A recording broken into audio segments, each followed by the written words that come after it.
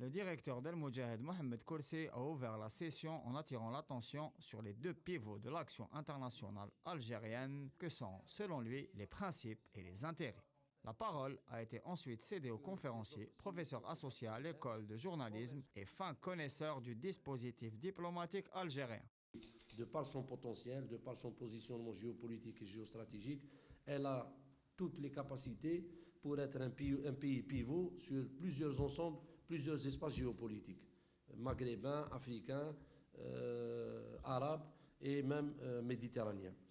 Makhlouf Sahel, expert en sciences politiques et relations internationales, a commencé par aborder la nouvelle approche que le président de la République a mise en œuvre pour passer d'une diplomatie de réaction vers un nouveau redéploiement marqué par un repositionnement dynamique et une influence active sur les niveaux bilatéraux et multilatéraux. Le conférencier a ensuite abordé le référentiel et la doctrine diplomatique algérienne forgée par les pères fondateurs à la conférence de Bandung en 1955 et émanant, à l'image de l'État national algérien, de la déclaration du 1er novembre 1954, cadre du mouvement de libération nationale et de l'État indépendant moderne. La présence de la délégation algérienne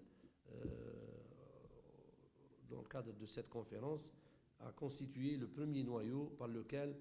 la diplomatie algérienne, lors de notre évolution, a commencé à démontrer ce qu'elle pouvait faire. Quand on sait que la délégation algérienne était emmenée par des jeunes diplomates, mais qui étaient brillants, je citerai à titre d'exemple Mohamed Yazid,